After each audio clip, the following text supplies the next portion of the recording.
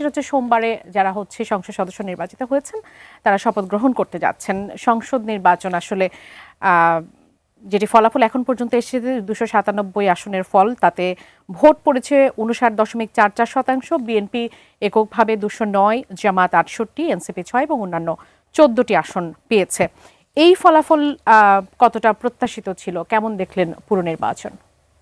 ধন্যবাদ আপনাকে। আপনার মাধ্যমে আপনার টিভি সংস্থার দর্শকদেরকে সালাম এবং শুভেচ্ছা। দেখেন, ইলেকশন হতে হবে, এটা আমি আগেও বলেছি, যখন অনেকে বলছি ইলেকশন হবে কি হবে না, আমি সবসময় বলছি ইলেকশন ছাড়া কোনো উপায় নেই। দ্বিতীয় কথা, হার জিত থাকবে। তবে আমি এটা আমার পার্সোনাল ওপিনিয়ন, জামাতে ইসলাম তার হিস্ট্রিতে 40% ভোট বাংলাদেশ জামাত ইসলাম পেয়েছে, 40% লোকের সমর্থন পাওয়া, এটা আমি একটা বিশাল বিজয় বলে ভাবি। দ্বিতীয় কথা হলো 68-70। আপনি একটা জিনিস দেখবেন, আমি নির্বাচনটাকে দুইটা ভাগে ভাগ করতে চাই। একটা হচ্ছে সকাল 7:30 থেকে বিকাল 4:30, আর 4:30 থেকে পরের অংশটুকু। এই পরের অংশটুকু নিয়েও যদি আমি ধরে নিই 50টা জায়গায় ম্যানিপুলেটেড করা হয়েছে, যদি ধরেও নিলাম, তাহলে ধরে নেন 70 আর 50 কত হয়? 120। জামাত ইসলাম কিন্তু ক্ষমতা যাচ্ছে না, কারণ ক্ষমতায় যেতে গেলে কিন্তু 150। যদি আমি ধরেও নিই তর্কের খাতিরে, তার মানে মানুষ কিন্তু রায় দিয়েছে বিএনপির পক্ষে।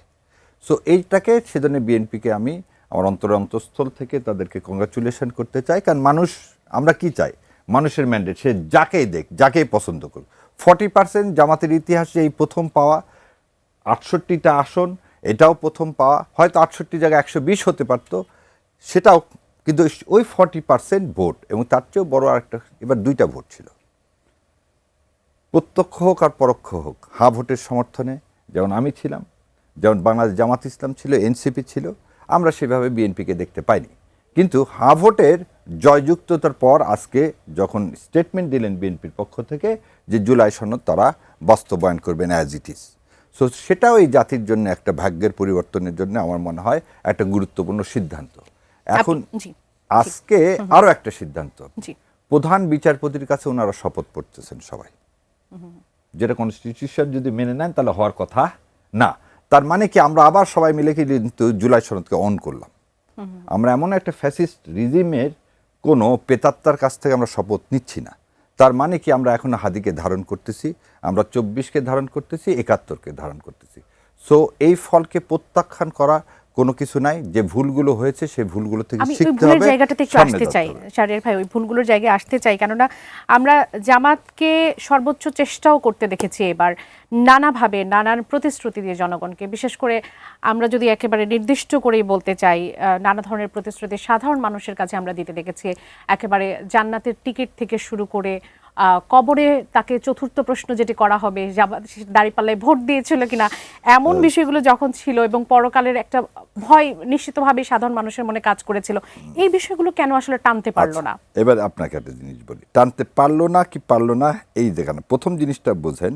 যেমন এতদিন আমি বিএনপির অনেক সমালোচনা করছি, ভোট পাওয়ার সমালোচনা আর আজকের সমালোচনার মধ্যে কিন্তু পার্থক্য হবে।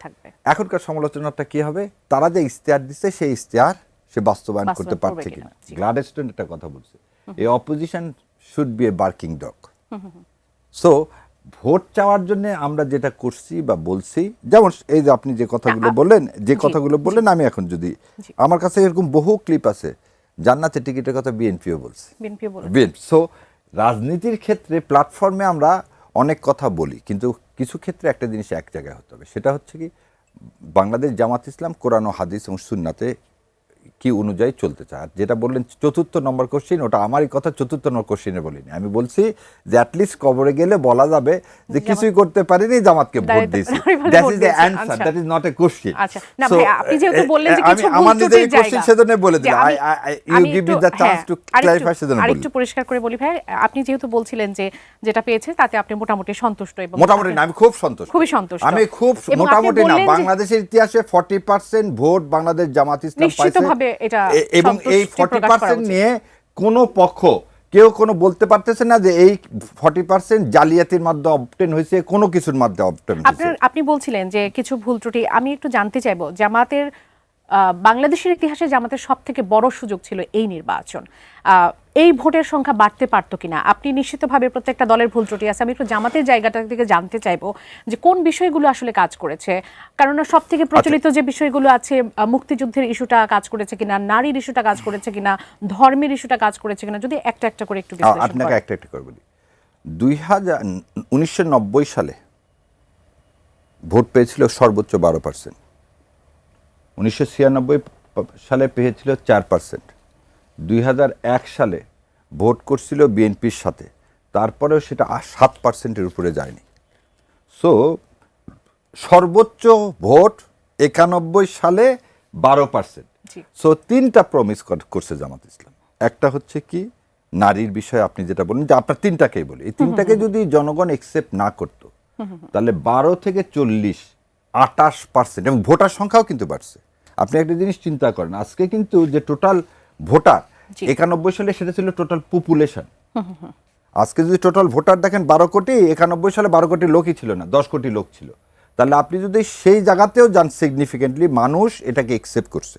এবং আমি বলবো জামাতের যে নৈতিক জয়, জামাতের যে কর্মসূচি, ইস্তেহার, সেটাকে মানুষ সমর্থন করছে। আর রাজনীতিতে শোন, এইটা কি জন্য 5 বছরের জন্য, এই 5 বছরে আপনাকে দেয়নি বলে সামনে দিবে না তা কিন্তু না। প্রথম জিনিস হচ্ছে অপোজিশন যদি না থাকে, এই 15 বছরে কি কেন, why Bangladesh did not function at all.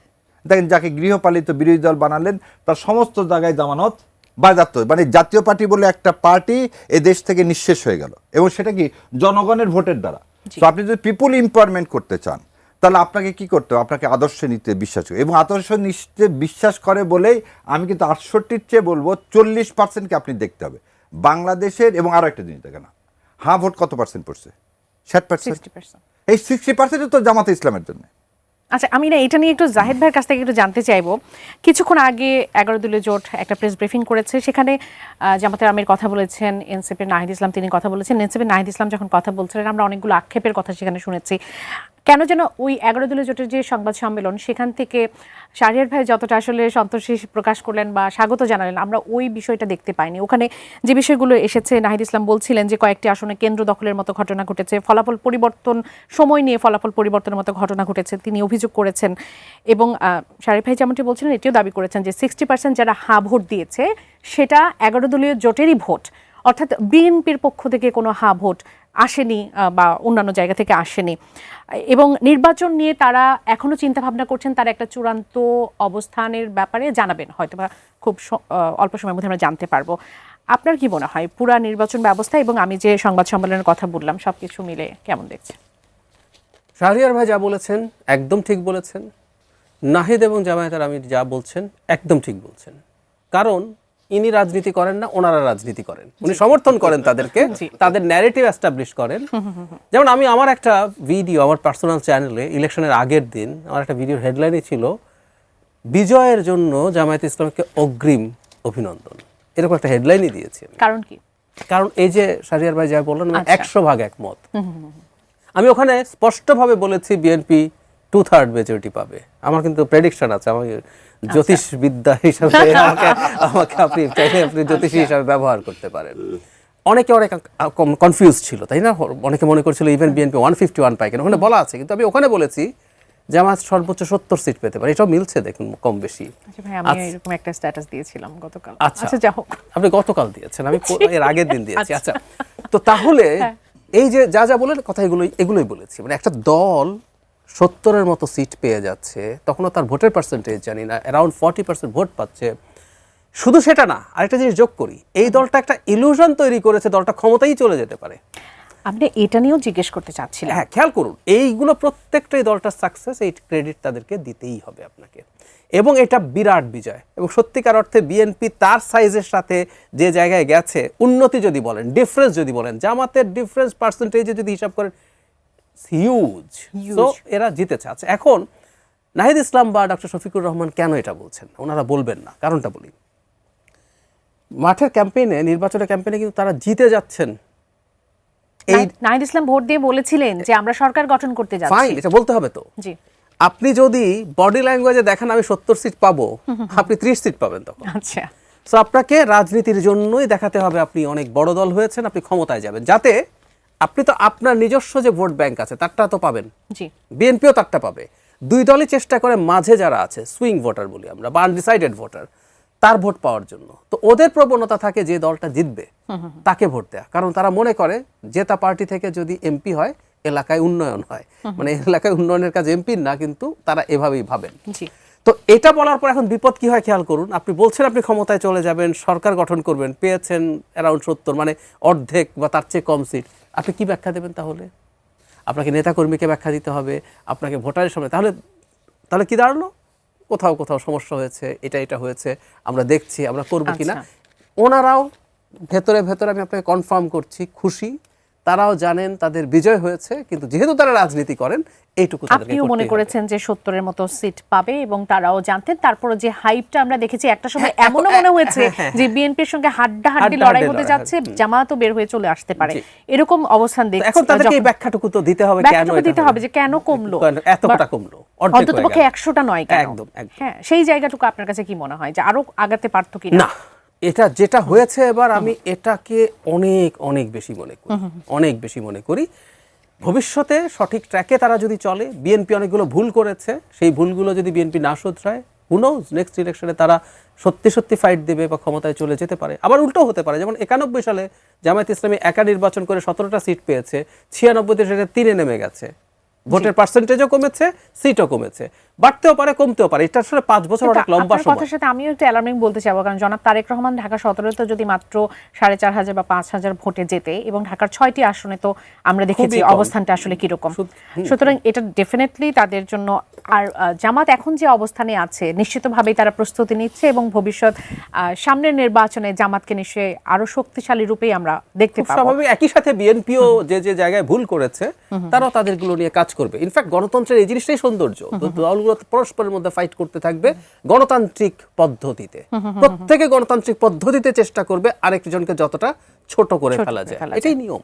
এখন আপনার কাছে কি মনে হয় যে এই যে সোমবারে যারা সংসদ সদস্য হবেন তারা শপথ গ্রহণ করতে যাচ্ছেন, এবং জনাব তারেক রহমান নিরঙ্কুশ সংখ্যাগরিষ্ঠতা যিনি অর্জন করে প্রধানমন্ত্রী হতে যাচ্ছেন, তার সামনে তো সব থেকে বড় চ্যালেঞ্জটা আসলে আপনি কি মনে করছেন? যদি জুলাই সনদের কথা তিনি বলেছেন যে গণভোটের মাধ্যমে জুলাই সনদ এটি আসলে তারা সম্পূর্ণ করবেন, সেক্ষেত্রে তো কি প্রধানমন্ত্রী থাকা এবং দলীয় প্রধান থাকার যে বিষয়গুলো, এরকম বিষয়গুলো যখন আসবে, সেক্ষেত্রে তারেক রহমানের সামনে এগুলো চ্যালেঞ্জ হিসেবে আসবে দুটো পদে একসাথে থাকা নিয়ে জুলাই সনদে কোনো সমস্যা নেই। আপনি যদি গণভোটের পেপারটা দেখেন, এর মধ্যে কখতে দুটো ইস্যু আছে, এগুলো বিএনপি নোট অফ ডিসেন্ট ছিল, এগুলো আলাদা করে উল্লেখ করে দিয়েছে। গতে কতগুলো বিষয় উল্লেখ করে বলছে 38টা বিষয় যেগুলোতে দলগুলোর ঐক্যমত্য হয়েছে সেগুলো করতে বাধ্য থাকবে, সেগুলো ম্যান্ডেটরি থাকবে। আচ্ছা আচ্ছা, ওর মধ্যে কিন্তু একই ব্যক্তি দুটায় থাকতে পারবে না, এটা নেই। ঘতে বলেছে বাকি জিনিসগুলো দলগুলো তার ইশতেহার অনুযায়ী করবে। তার মানে কথাটা এইরকম, জামায়াতে ইসলামী যদি ক্ষমতায় আসতো তাহলে তার ইশতেহার এবং সে কিন্তু এখানে নোট অফ ডিসেন্ট দেয় নাই। অর্থাৎ বিএনপি কি তাহলে নোট অফ ডিসেন্ট সহ করতে পারবে যেগুলো মানে নোট অফ ডিসেন্ট আছে? না, হ্যাঁ, ওই যে ওইটা পারবে, সবগুলো পারবে না, ওইটা পারবে, ওইটা নোট অফ ডিসেন্টটা কার্যকর থাকবে, ঘতে এটা লেখা আছে এভাবে। সুতরাং একই ব্যক্তি প্রধানমন্ত্রী এবং দলের প্রধান থাকতে পারবে না, এটা জুলাই সনদে যেভাবে আছে। বিএনপি যেহেতু নোট অফ ডিসেন্ট আছে এখানে, বিএনপি সমস্যা হবে না, সেই সিদ্ধান্ত তারা নিতে পারবে। আর আমরা জানি, আমরা অতীতের ইতিহাস থেকে জানি, এর আগের যখন আমরা ঘটনা বলি, হাসিনার পতনের পর কিন্তু আমরা হিজবুত তাহরীরের মতো যারা সংগঠন আছে তাদের একটা উত্থানের কথা আমরা কিন্তু জানি, এবং এই ঘটনা কিন্তু এর আগে হয়েছে। বিএনপি যখন জয়লাভ করেছে সম্ভবত এটা 2001 সালে, তখনও এক ধরনের বিএনপির কিন্তু ভূমিধস বিজয় হয়েছিল এবং উগ্রপন্থার সেখানে আসলে মাথাচাড়া দিয়ে উঠেছিল। সেই জায়গা থেকে আপনার কাছে কি মনে হয় যে বিএনপির চ্যালেঞ্জের মধ্যে এটা একটা অন্যতম চ্যালেঞ্জ হবে কিনা, যে উগ্রপন্থা মাথাচাড়া দিয়ে উঠতে পারে, সেটিকে আসলে কন্ট্রোল করার বিষয়ে তাদের একটা বিশেষ প্রস্তুতি থাকতে হবে? বিএনপি এবার আগের মতো করবে না। একটা দল আগে যেসব ভুল করে থাকে, আর তারা রিল্যাক্টেন্ট ছিল, পরবর্তীতে তারাই কিন্তু স্টেপস নিয়েছে, কিন্তু তারা দেরি করেছিল, এটা ট্রু। এবারকার সংকটটা তাদের তৈরি করা না, এবারকার সংকটটা ডক্টর ইউনূসের সময়ে তৈরি হয়েছে। ধরুন 150-এর বেশি মাজার ভাঙা হয়েছে, মানে মাজারে কি হয় না হয় অনেক সময় আমরা সত্যি মনে করি বা আমরা এভাবে খোঁজ খবর নিলে জানবো, এখানে অনেক সময়ই ইললিগাল কাজ হয়, মাদকের সাথে রিলেটেড ইস্যু থাকে, কখনো কখনো, সব ঢালাওভাবে বলছি না, কিন্তু মাজার ভাঙা বা জ্বালিয়ে দেয়া এটা দেশের আইন অমান্য করা। কিন্তু এই ঘটনাগুলো ঘটেছে, কখনো কখনো নাটক, গান, এসবের অনুষ্ঠান, এগুলো অনেকগুলো, মানে একটা দুটো হলে কথা ছিল, বিচ্ছিন্ন ঘটনা বলতে পারতাম, সিস্টেম্যাটিকলি যে বলে সিস্টেম্যাটিকলি ঘটেছে। নারীদের ফুটবল খেলা যাবে না, এরকম ঘটনাগুলো ইউনূসের সময় কিন্তু হয়েছে। ফলে বিএনপির সামনে চ্যালেঞ্জটা আসলে আছে। জি, তাকে ক্ষমতায় এসেই আইন শৃঙ্খলা রক্ষার মধ্যে আসলে এগুলো পড়ে, এগুলোকে আলাদাভাবে যে মনোযোগ দিতে হবে। আচ্ছা, আরেকটা কথা একটু বলে রাখা ভালো, এই যে এই জিনিসগুলো বেরোলো, এটা কি হঠাৎ করে তৈরি হয়েছে? না, এটা আমাদের সোসাইটিতে আছে এবং এটা আবার অনেক বেশি আছে তা না। কিন্তু ডক্টর ইউনূসের সময়, এবং উনি যেহেতু ঘটনাচক্রে এগুলোকে খুব বেশি নিয়ন্ত্রণে আনার চেষ্টা করেননি, এগুলো বেশি দেখা গেছে। সো বিএনপিকে আইন শৃঙ্খলা যদি তারা ঠিকঠাক মতো মেনটেন করে, ওর সাথে একই প্যাকেজে এগুলো কন্ট্রোল হয়ে যায়। অসংখ্য ধন্যবাদ। আমি শাহরিয়ার ভাই আপনার কাছে আবার একটু আসি। বিএনপি সরকারের সামনে নিশ্চিতভাবেই অনেকগুলো চ্যালেঞ্জ আছে। কর্তৃত্ববাদী একটা সরকারের পতনের পর আমরা মব সন্ত্রাসের মতো অনেকগুলো ঘটনা দেখেছি এবং সেটি জনমনে একটা আতঙ্ক তৈরি করেছে এবং বিভিন্ন কারণে আইন শৃঙ্খলা পরিস্থিতি আমরা খুব একটা উন্নতি আসলে দেখিনি।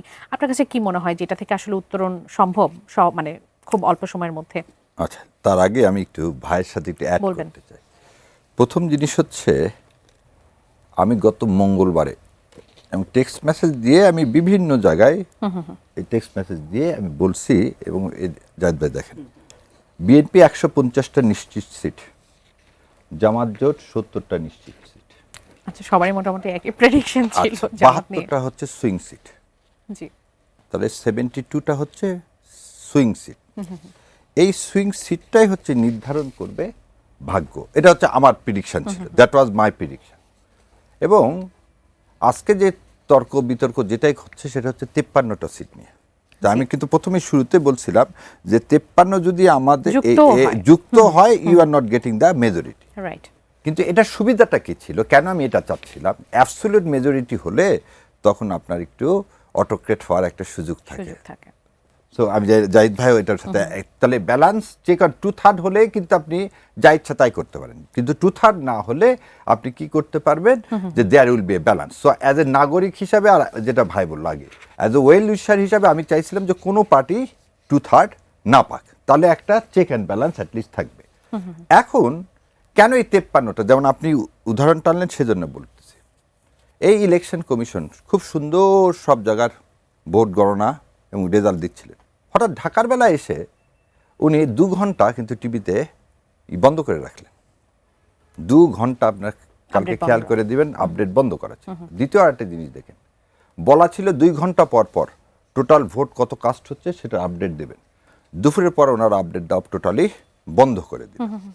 এতে জনগণ মনে কি হয়? আমি এখন যে কারণে প্রথমেই আমি বললাম যে আমি রাজনৈতিক মানে সমর্থন করি বা ওই লুইসার, তার চেয়ে আগে দেশ আমার কাছে আগে। জুলাই সনদ, আমি যদি এই ইলেকশনকে প্রশ্নবিদ্ধ করতে যাই, আমার জুলাই সনদকে প্রশ্নবিদ্ধ হয়ে যাবে। কারণ আমি যদি রেফারেন্ডাম মানি আর যদি বলে এটা মানি না, যদি আমি আপনাকে বললাম যে ভাই এখানে বসে আছে ঠিক আছে কিন্তু আপনি নাই, তাহলে কি আমার দ্বিচারিতা হলো না? কারণ আমরা তো 3 জনই আছি। সো আমি একদিকে বলবো রেফারেন্ডামে কোনো কারচুপি হয়নি, কিন্তু ভোটের যেটা হলো পার্লামেন্ট ইলেকশন, সেখানে কারচুপি হলো। যেমন আমি আগের দিন রাতের বেলা ওটা হচ্ছে বাংলা এডিশনে দিচ্ছিলাম, তখন পুতুল ছিলেন আমার সাথে। পুতুল বললেন যে আমাকে এখনই চলে যেতে হবে। কি কারণে? আমার ভোটার পুলিং এজেন্টের কাছ থেকে ভোটের যে ফলাফলের কাগজ সেখানে সাইন নিয়ে নেওয়া হচ্ছে। সো এই কিছু ইরেগুলারিটি ছিল। এই ইরেগুলারিটিসগুলো ইচ্ছা করলে কি করা যেত, এগুলো অ্যাভয়েড করা যেত। এবং সেটা আমি বলবো নির্বাচন কমিশন এই যে অল্প একটু কারণে বিএনপি মেজরিটি পাইতই ভাই। আপনি যে 55টার জায়গায় হয়তো 30টা, মানে ঢাকা 17 দিয়ে দিলে কি হতো? বগুড়া 7 নিয়ে তো কেউ বলতেছে না, ওখানে তারেক রহমানের কিছু হয়েছে 6 নিয়ে, কিন্তু ঢাকা 7 দিয়ে দিলে কি হতো? ঢাকা 8 মির্জা আব্বাসের ওই জায়গাতে আপনি হোয়াট ক্যাপাসিটি ওনার ওয়াইফ ওখানে বসেছিলেন। Is say polling agent? না। আপনি দেখতে পাচ্ছেন ভিডিওতে, তো ওয়াইফ এসে হঠাৎ করে বসলেন। এটা ক্যান্ডিডেট ওয়াইফ বসতে পারেন না। সো এই প্রশ্নগুলো ঊর্ধ্বে ওঠা যেত। কিন্তু এখন আমি কেন গেটার ইন্টারেস্টে আমি এই জিনিসগুলো যেতে চাই না। কী কারণে যেতে চাই না?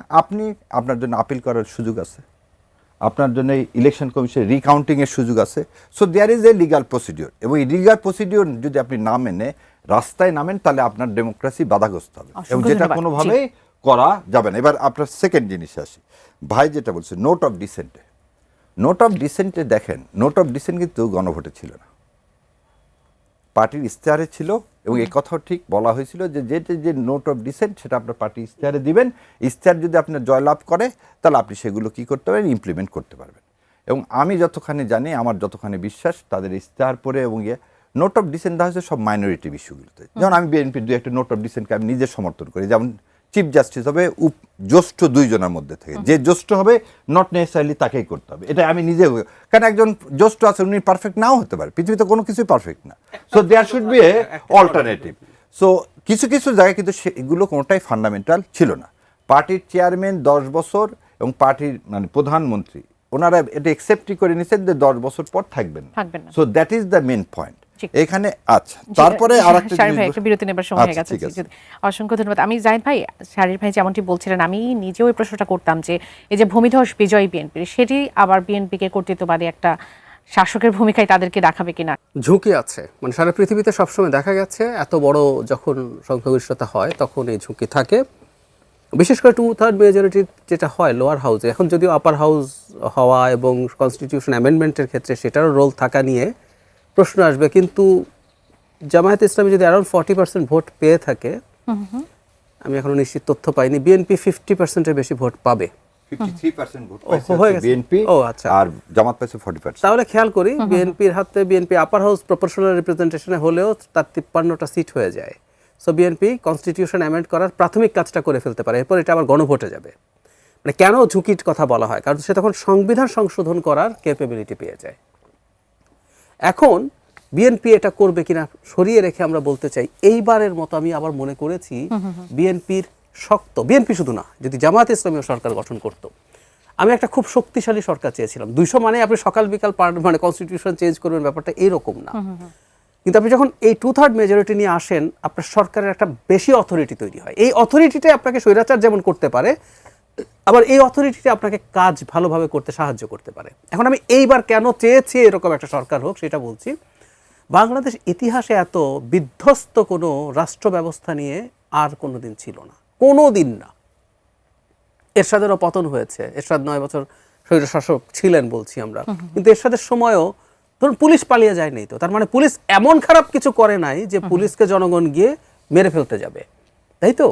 তো সেই প্রেক্ষাপটে দাঁড়িয়ে বাংলাদেশে এখন একটা সরকার থাকতে হবে যার কন্ট্রোলে পুলিশ, সিভিল ব্যুরোক্রেসি। শেখ হাসিনার সময় কিন্তু তাকে রাতের ভোট দিয়ে একটা পর্যায়ে আমলা পুলিশ বলতো, তাকে আমরাই ক্ষমতায় রেখেছি বলতো আমাদের পার্সোনাল লেভেলে।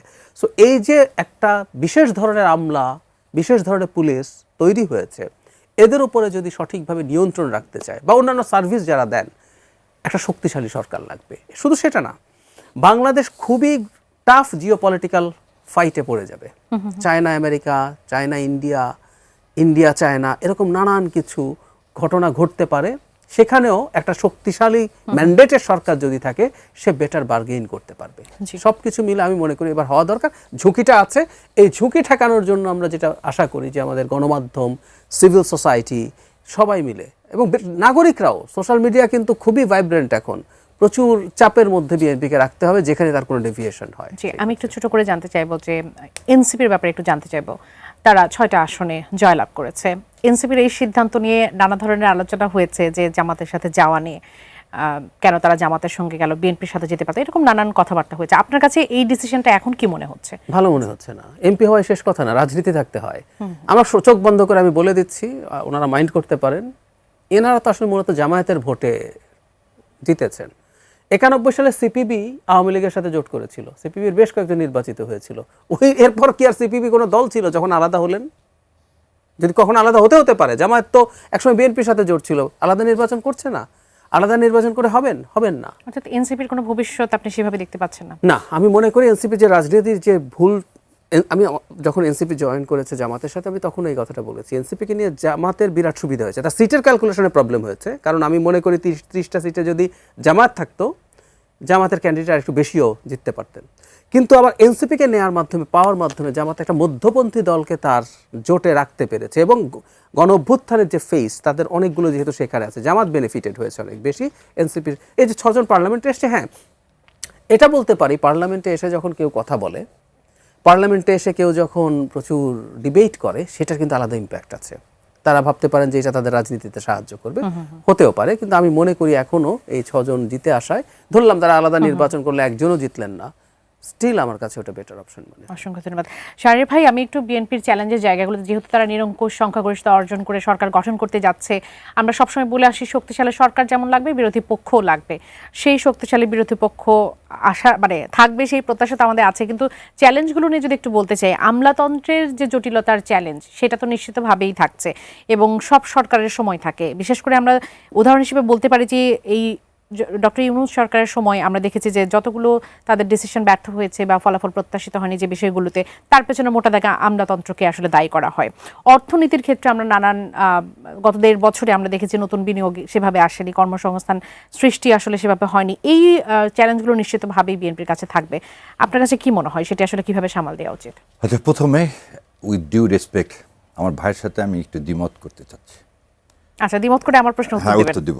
এনসিপি যদি বিএনপির সাথে যেত তাহলে এনসিপির অবস্থা হতো রাশেদের মতো, বিলীন হয়ে যেত। এনসিপির অবস্থা হতো এনডিএফ এর, ওনার নাম কি, ববি হাজ্জাজের মতো। আমি জাস্ট জয়লাভ করলেন বিএনপির হয়ে। উনি তো আর ওনার এনডিএফ নিয়ে করার কি NCP ওই ক্ষেত্রে কি তাই একদম হইলো বিলীন না? হয়ে, আমি বলতেছি বিলীন হয়ে ধানের শীষে গেলেন। এবং আপনাকে একটা জিনিস বলে দিই, ব্রাহ্মণবাড়িয়ার কি হলো, ধানের শীষ জয়লাভ করেনি, কিন্তু আমার শ্রদ্ধেয় রুমিন আপা জয়লাভ করছে। সো যতগুলো ইন্ডিপেন্ডেন্ট ছিল না ওখানে, ওখানে কে ছিল? খেজুর গাছের। আপনি ইয়াতে আসেন, কথাটা একটু পয়েন্টটা বোঝেন। পয়েন্টটা হচ্ছে যে বিএনপির লোকগুলো কিন্তু তার লোকজনকে ভোট দেয়নি। কারা? যারা তার সঙ্গী ছিল। যেমন কোদালের কথা দেখেন, কোদালের চেয়ে কিন্তু মিলন ভাই বেশি ভোট পাইছে। তাহলে বিএনপি চায় না যে অন্য দল থেকে এসে তাদেরকে বিএনপি ওন করতেছে না। This A vital point. Second পয়েন্টটা হচ্ছে, আবার নূর সাকিব ভাই জিতেছে না, আমি বলে দিচ্ছি, নূরের ওখানে দেখেন, সাকিব ভাইয়ের কথা, নূরের কথা এই জায়গায় আমি পরে আসতেছি, ওই জন্য প্রথম থেকে এটা আমি শেষ করে দিই। নূর আর সাকিব ভাইয়ের জেতানার আগের দিন প্রশাসনকে কে কি বলছে, ওই জন্য বললাম যে আমি এই ইলেকশনটাকে বিতর্কিত করতে চাই না বলে এই দুটো আসন নিয়ে আমি অ্যাভয়েড করে যাচ্ছি। যেমন করে আমি অ্যাভয়েড করে গেলাম 17 আসনে। 17 আসনে কি হয়েছে সেটা সবাই জানে, 18তে কি হয়েছে সেটাও জানে, 8এও কি হয়েছে ঢাকাতে সেটাও জানে।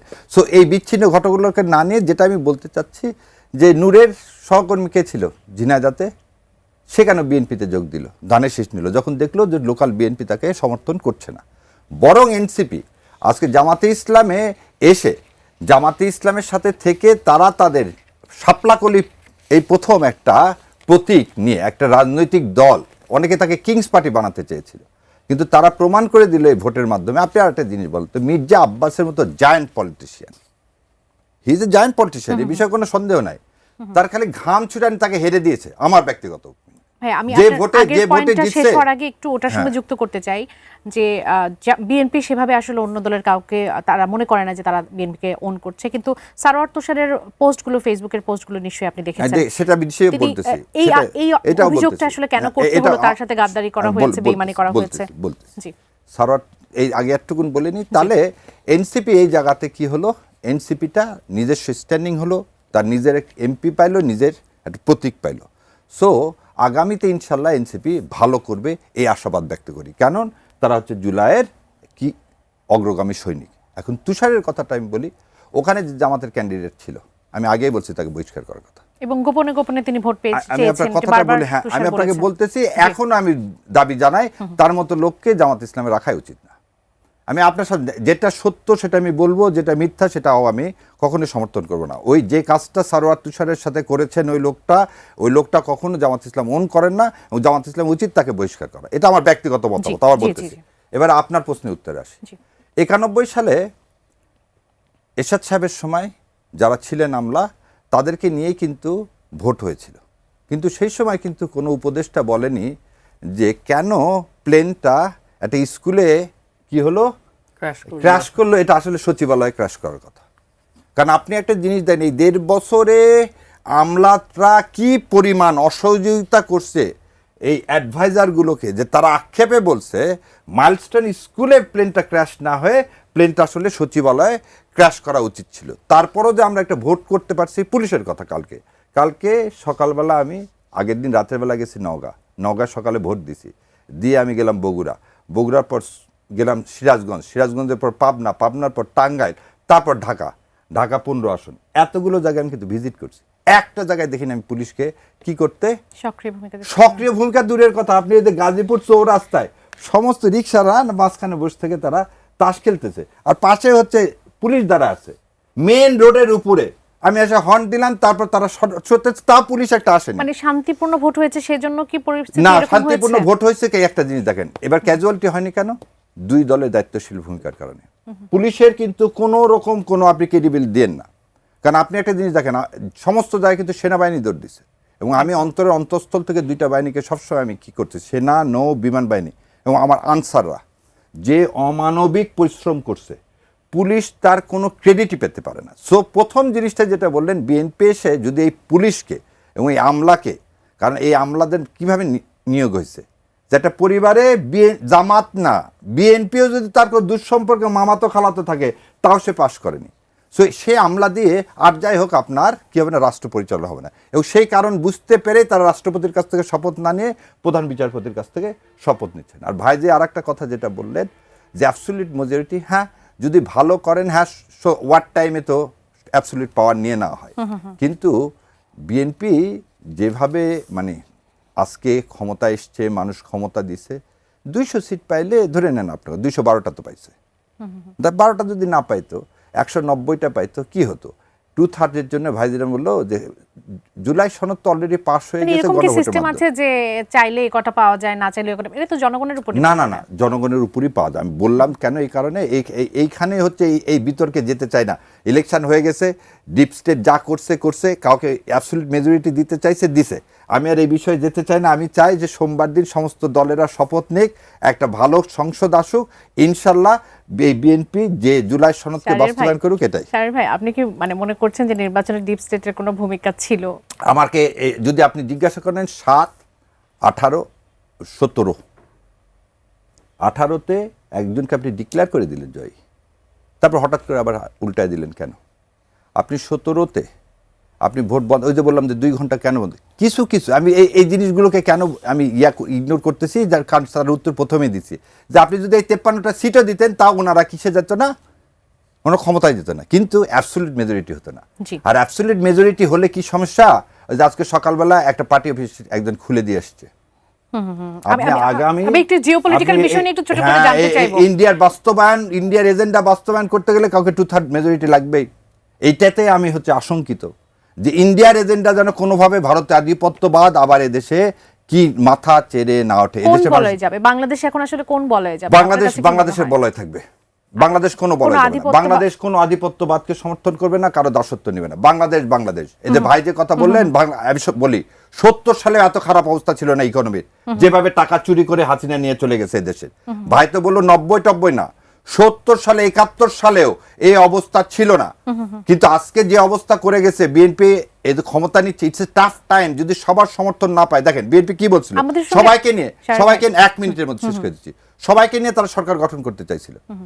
আজকে সকালবেলা স্টেটমেন্টটা কি, কাউকে নিব না, আমাকে এটা হচ্ছে আশঙ্কিত করতেছে। তার কাউকে নিব না, বিষয়টা কি এরকম ছিল? আগে কি বলল, সবাইকে নিয়ে আমরা সরকার গঠন করব। না, একটু মানে তারা বলেছে, জামাত যখন বলছে যে জাতীয় সরকার গঠনের কথা, তখন তারা বলেছে ঐকমত্যের সরকার, শুধুমাত্র তাদের সঙ্গে মাঠে ময়দানে যারা ছিল, তাদের সঙ্গে যারা জোট ছিল তাদের কথা তারা বলেছে।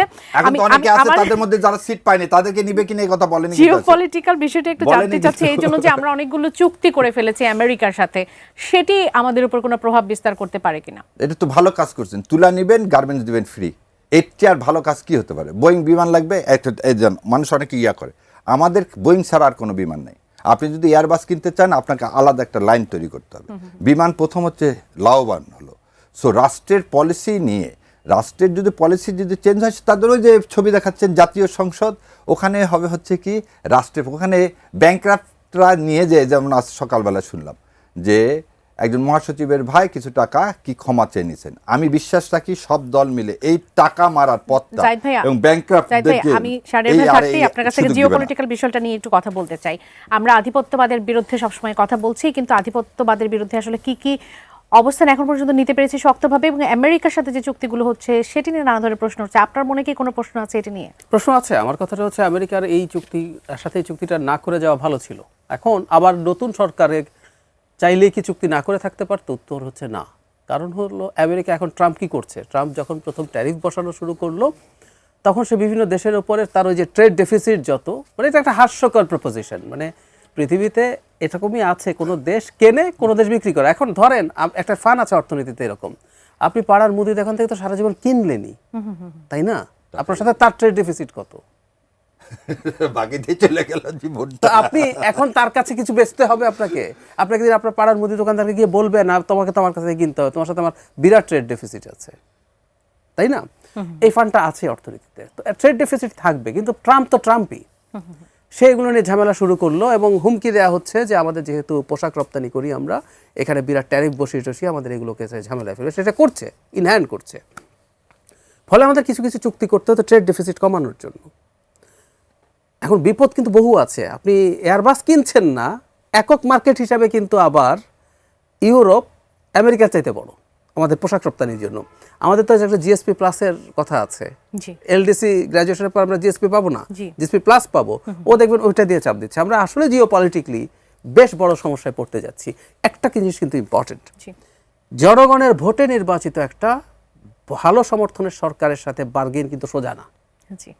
ডক্টর ইউনূস এক ধরনের ম্যান্ডেট ছিল, আছেও বলতে পারি, আমরা এটাকে ম্যান্ডেটহীন সরকার বলছি না, কিন্তু এটা তো যারা ডিল করে তারা জানে যে ডক্টর ইউনূসের সরকার ভোটে নির্বাচিত নয় এবং এই মুহূর্তে তার সরকারের প্রতি সমর্থন একটা সময় সবার যেমন ছিল অতটা শক্তিশালীভাবে নেই। সে কারণে এখানে বেটার ডিল পাওয়া যেতে পারে, আমার কাছে মনে হয় এটাই করা হয়েছে এবং ডক্টর ইউনূসের উচিত ছিল না। আর আমরা একটা কথা প্রায় বলেছি, দরকার ছিল সব চুক্তির খুঁটিনাটি নিয়ে দলগুলোর সাথে, সব না দলগুলোকে ডাকা অন্তত। আমরা তো জানতাম ক্ষমতায় কে আসবে, বিএনপি জামায়াত এনসিপি সাথে আরো 2-4টা দলকে যদি নেন ক্ষমতা এরাই আসবে।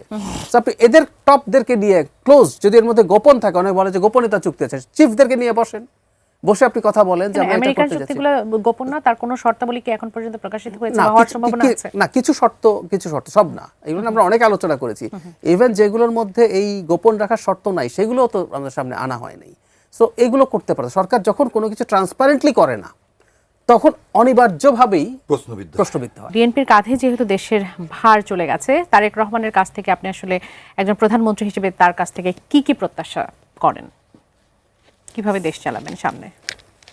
শুরুতে বলেছিলাম যে সরকারকে শক্তিশালী হতে হবে, মানে ওনাকে শুরু থেকেই খুব শক্তি নিয়ে দেশ পরিচালনা করতে হবে। মানে শক্তি প্রয়োগ শুনতে মনে হয় যে গায়ের জোর বলতে যেটা বোঝে ওরকম কিছু না। কিন্তু ডক্টর ইউনূসের সময় আমরা সরকারের প্রতি সবচেয়ে বড় সমালোচনার বিষয় ছিল সরকার গাছাড়া, মাজার পুড়িয়ে দেয়, পোড়ালো, ওটা ভেঙে দেয়, দিল, ওখানে গিয়ে মব গিয়ে হাজির হয়, ডেইলি স্টার পুড়িয়ে দিলাম, প্রথম আলো পুড়িয়ে দিলাম। প্রথমেই যেটা করতে হবে সরকারকে এই বার্তা দিতে পারতে হবে, তারেক রহমানকে বার্তা দিতে হবে এতদিন যা যা চলছে এগুলো আর চলবে না। বাংলাদেশে মবের মুল্লুক, হাসিনার সময় আমি বলি ওইটা ছিল মগের মুল্লুক, আর পরে এসে মবের মুল্লুক হয়েছে, এটা হবে না। এই বার্তা শুরুতে দিয়ে দিতে হবে, আইন শৃঙ্খলাকে খুব দ্রুত রেস্টোর করতে হবে এবং জনগণের কাছে এই বোধ থাকতে হবে জনাব তারেক রহমান এই জায়গাগুলো ছাড় দেন না। তাকে এই বার্তা দিতে হবে দুর্নীতি এবং তার দলের নেতাকর্মীদের যে গ্রাসরুট লেভেলে অনিয়ম, চাঁদাবাজি, দখলদারি অনেক ক্ষেত্রেই আছে, সেগুলোরও বার্তা দিতে হবে খুব দ্রুত যে আমি এগুলোর ব্যাপারে ব্যবস্থা নিচ্ছি। এগুলো রাতারাতি উড়িয়ে দেওয়া যাবে না, এলিমিনেট করা যাবে না, কিন্তু সদিচ্ছা যে তার আছে এবং তিনি সেখানে কাজ করছেন এই বার্তা দিতে হবে।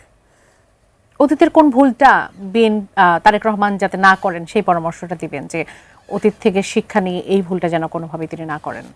অতীতে আসলে তারেক রহমান কি ভুল করেছেন 2001-06 অতীত বলতে মানে বিগত সরকারের কথা বলছি, যে সেখান থেকে শিক্ষা নিয়ে কোন ভুলটা যেন তিনি না করেন সেই একটা কাজ করতে পারতে হবে, এটা করলে এটা সবাইকেই করতে হবে, সেটা হচ্ছে নির্বাচন ছাড়া ক্ষমতায় থাকবো না, এই বোধটা রাখতে হবে। শেখ হাসিনা নিজে শেষ পর্যন্ত ধ্বংস হলেন, দল ধ্বংস করলেন এবং জরুরি কথা দেশটা ধ্বংস করলেন। কেন জানেন? এই যাবতীয় অনিয়ম করার কারণ কি? কারণ উনি ম্যান্ডেট ছাড়া ক্ষমতায় থাকতে চেয়েছেন।